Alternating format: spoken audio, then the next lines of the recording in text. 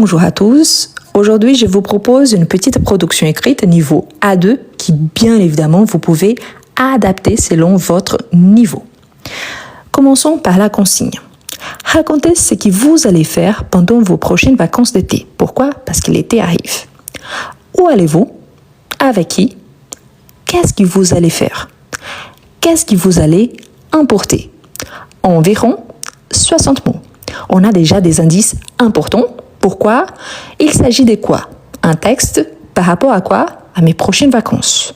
Donc, je suis en train de planifier mes vacances, n'importe lesquelles, les vacances d'été. Et vous avez remarqué que j'utilise vous allez faire, futur proche. Où allez-vous? Il faut citer où j'y vais. Avec qui?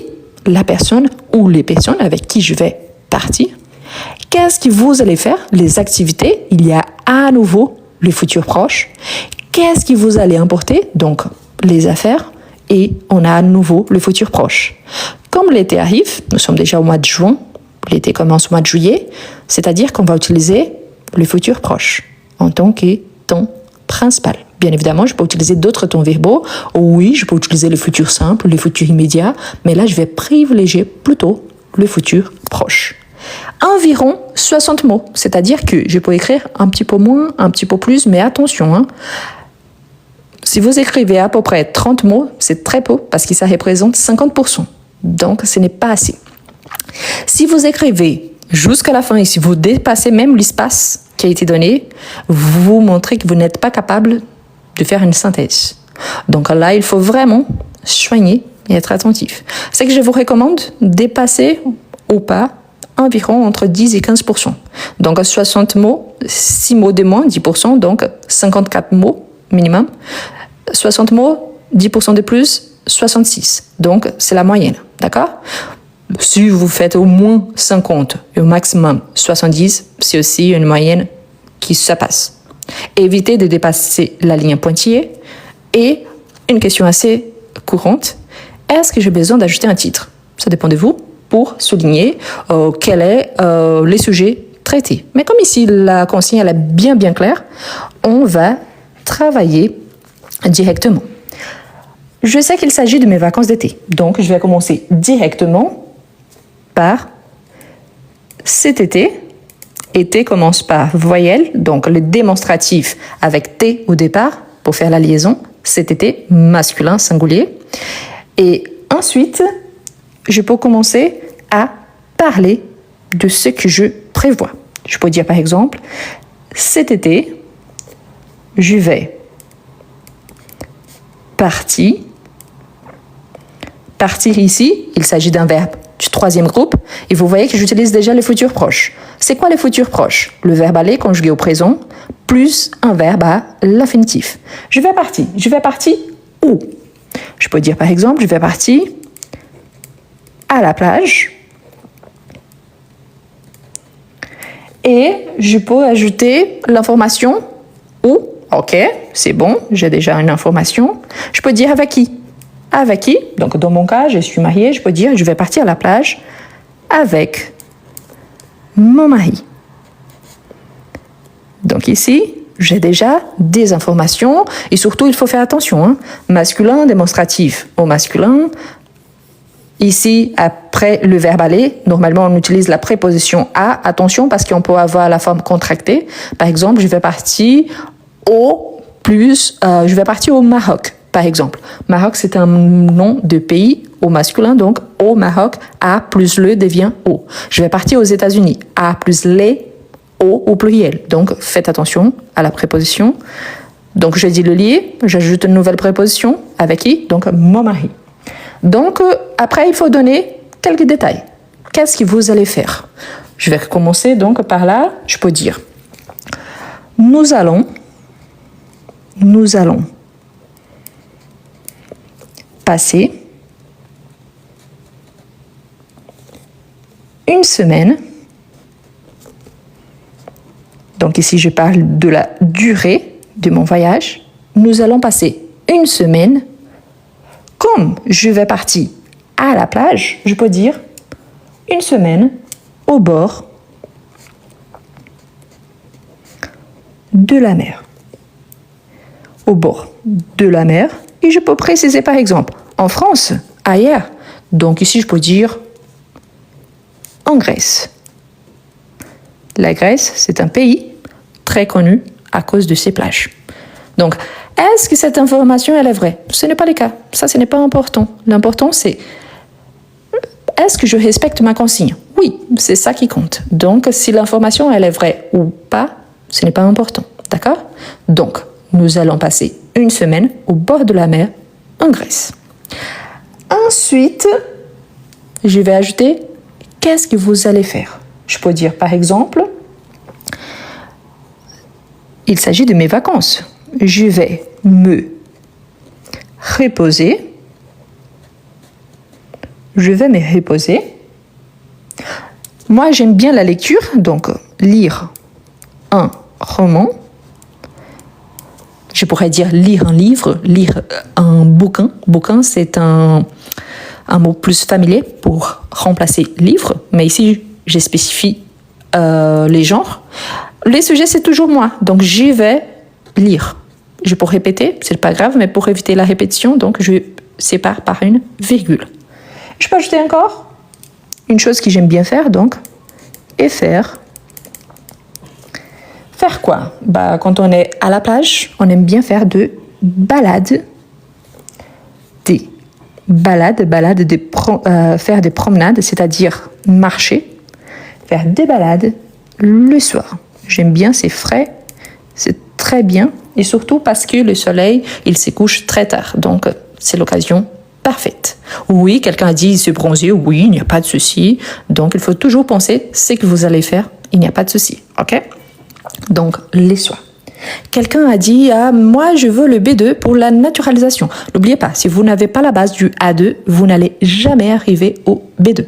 Pensez plutôt, je me concentre, j'apprends bien les niveaux débutants, j'arrive au niveau intermédiaire, niveau B1, et j'avance vers le niveau B2. D'accord? Les niveaux, ils travaillent ensemble. On continue. Je peux dire aussi, donc j'ai déjà répondu à cette question, qu'est-ce que vous allez importer. Importer, c'est-à-dire que je vais prendre avec moi pour mon voyage. Donc, je vais dire par exemple, j'importerai. Attention, je vais vous montrer un petit détail ici, je fais exprès. J'importerai. Ici, j'ai utilisé le futur simple. C'est obligatoire? Bien sûr que non. Je peux utiliser le futur proche. Je vais importer. Mais c'est important dans le sens de montrer à mon correcteur que je connais la différence entre le futur proche et le futur simple. Donc là, j'importerai mon maillot de bain. Donc maillot, par exemple le maillot de la sélection française, mais mon maillot de bain, c'est qu'on utilise à la plage. Mon bikini, je peux dire, si vous ne portez ni le maillot de bain ni le bikini, vous pouvez dire ce que vous portez. Est-ce que je dois citer exactement ce que je vais apporter côté vêtements? Non, vous pouvez ajouter d'autres choses. Par exemple, je vais apporter de la nourriture, donc ce que vous allez apporter comme nourriture, vous pouvez changer. Là, c'est juste un exemple, ok? Donc, maillot de bain, de la crème solaire, c'est important, surtout en été, de la crème solaire, un chapeau, dans mon cas, j'aime bien pour protéger ma tête, un chapeau et, bien sûr,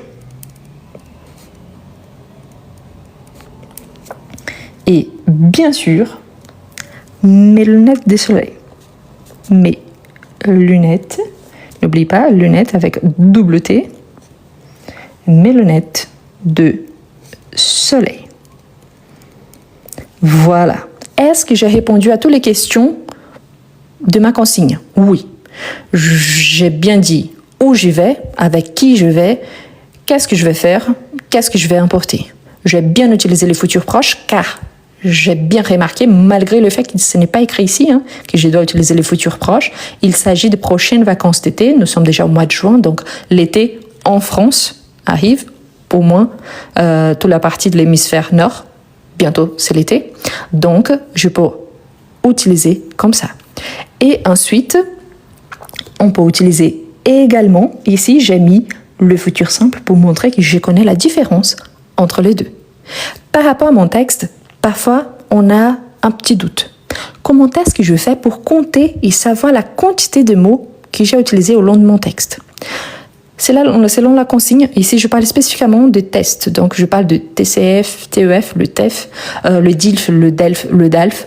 Selon la consigne, hein. Ça vient du site officiel. On considère un mot, tout ce qu'il y a entre deux espaces en blanc. Par exemple, ici, j'importerai. On a un pronom, je, il y en a le verbe importerai. Sauf que, malgré le fait qu'il s'agit de deux classes grammaticales différentes, on a une élision. À partir du moment que j'ai une élision, c'est-à-dire j'ai supprimé le E qui était là et j'ai mis l'apostrophe, ici c'est considéré seulement un mot. Ah non mais c'est faux. Non, c'est la règle, ok? Je ne l'invente pas, je vous explique. Donc ici c'est un mot. Donc, quand je vais compter, je ne compte pas la ponctuation. Ça non. S'il y a un chiffre, si le chiffre il est entre deux espaces en blanc, je le considère en tant qu'un mot. Donc si je commence 1, 2, 3, 4, 5, 6, 7, 8, 9, 10, 11, 12, 13, 14, 15, 16, 17, 18, 19, 20, 21, 22, 23, 24, 25, 26, 27, 28, 29, 30, 31, 32, 33, 34, 35, 36, 37, 38, 39, 40, 41, 42, 43, 44, 45, 46, 47, 48, 49, 50. 51, 52, 53, 54. Mon texte est là, 54 mots. Donc là, je peux me demander, oui, est-ce que je peux ajouter un peu plus à mon texte? Bien sûr, je peux ajouter plus d'informations car je n'ai pas atteint 60 mots, mais j'ai 54. Vous vous rappelez ce que je vous ai dit au départ? Il s'agit d'environ. Environ, ça veut dire plus ou moins. Donc, plus ou moins, ça ne veut dire pas exactement 60. Je peux écrire un petit peu moins ou un petit peu plus. Je vous ai suggéré environ 10 à 15%, soit de moins, soit de plus, pour montrer que vous êtes capable de développer un sujet. J'en ai 54. Donc là, si je souhaite, je peux ajouter par exemple, je vais aussi manger des glaces et sortir tous les jours. Je vais essayer de prendre un ferry pour aller à une île. C'est normal en Grèce, donc ça montre aussi une connaissance par rapport à ma destination. Donc oui, je pourrais ajouter plus d'informations. Est-ce vraiment obligatoire? Non, parce qu'ici, j'ai environ. Attention, parce que parfois, il y a entre 60 et 80. Minimum 60 mots. Maximum 60 mots. Donc, il faut voir quels sont les mots qui viennent avant la quantité des mots. S'il y a seulement 60 mots, ça veut dire que je dois écrire 60 mots pile. Mais là, comme j'ai déjà 60 mots, environ 60 mots, et 60 moins 10%, ça fait exactement 54 mots, ici, je peux laisser mon texte comme ça. Pourquoi? Car j'ai répondu à toutes les questions qui m'ont été posées dans ma consigne. Ah, mais je préfère écrire un peu plus car si je me suis trompée, je ne prends pas de risque. C'est aussi une possibilité. C'est que je ne vous conseille pas. N'écrivez pas trop. Ici, il y a 54. Si je continue, j'aurai au moins 120 mots. Là, c'est trop. Vous montrez que vous n'êtes pas capable de donner une information d'une façon précise et faire une synthèse de ce texte. C'est pour ça que c'est important. D'accord? Si vous avez beaucoup de difficultés avec la production écrite en français, je vous recommande un de mes e-books qui s'appelle « Comment mieux écrire en français ». Donc lui, il a été fait justement pour une personne qui a des difficultés. Il ne s'agit pas des astuces de grammaire. C'est quoi une astuce de grammaire? Par exemple, savoir que c'est un adjectif démonstratif masculin, que parfois on appelle également de déterminant. Il accompagne un mot masculin qui commence par voyelle au singulier. Ou alors un mot qui commence par H muet. Ça, c'est une information de grammaire. Là, une astuce pour bien écrire en français, comment mieux écrire, c'est pour comment je dois commencer mon texte. Comment est-ce que j'utilise les connecteurs? Comment est-ce que je donne mes arguments? Comment est-ce que je fais la conclusion de mon texte? Donc, c'est par rapport à ça. Et il commence du niveau A1 jusqu'au niveau B2. Si vous êtes au niveau B2, vous pouvez adapter tous les sujets à votre niveau. Si vous êtes au niveau A1, au fur et à mesure, vous allez avancer et vous allez arriver jusqu'au niveau B2, voire le niveau C1. Parce que, comme je vous ai dit, tous les sujets, vous pouvez les adapter selon votre besoin. Ici, il s'agit d'un sujet normal, banal. On parle des vacances d'été, mais ça pourrait s'agir d'un sujet d'actualité, d'un sujet polémique, d'un sujet de politique, d'un sujet de football, de religion, n'importe quel sujet. D'accord ? Voilà, c'est pour ça que c'est important de bien écrire. Surtout maintenant, quelqu'un avait dit j'ai besoin de niveau B2 pour la naturalisation. Pour arriver au niveau B2, on passe par les niveaux A2. Moi, je peux vraiment prendre ces petits textes ici, transformer ces textes au niveau B2. Je peux prendre ces textes également, le transformer au niveau A1, ou alors le transformer au niveau B1, voire le niveau C1, voire le niveau C2. La capacité de transformer, c'est la connaissance que vous avez acquise et surtout la capacité de montrer que vous êtes capable de développer, surtout aujourd'hui, que je ne sais pas pourquoi, mais les gens utilisent les intelligences artificielles pour un tout et un rien. Donc pensez toujours, au moment de votre évaluation, vous n'allez utiliser absolument rien, seulement vos connaissances. Donc c'est pour ça que c'est important, ok. Pour arriver au niveau B2, il faut passer par le niveau A2. Et surtout, quand vous serrez déjà au niveau B2,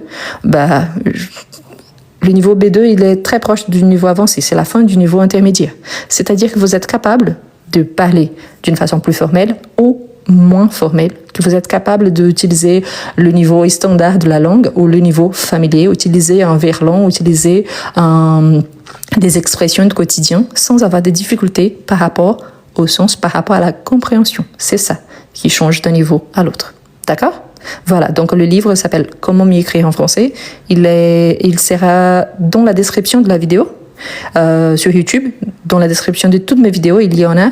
Et sur mes réseaux sociaux, donc il y a sur mon profil, il y a un lien. Il faut juste appuyer sur le lien et chercher l'option Comment mieux écrire en français. Ça coûte à peu près 11 €, mais ça vaut vraiment la peine. Ok ? Est-ce que vous avez des difficultés à écrire en français ? Est-ce que vous êtes capable de comprendre, mais vous n'arrivez pas à bien écrire ? Vous êtes capable de lire en français, mais vous avez du mal à développer un petit texte. Je vous présente Comment mieux écrire en français. Un livre conçu pour vous, quelqu'un qui aimerait bien écrire en français. Le livre présente 11 unités, parmi lesquelles vous retrouverez toujours des astuces précieuses pour améliorer votre niveau. À chaque fois, vous aurez des explications suivies des exemples et des suggestions de lecture. Et en plus, à chaque fois, il y a un exercice au niveau débutant, en fait plusieurs exercices, suivis des exercices au niveau intermédiaire.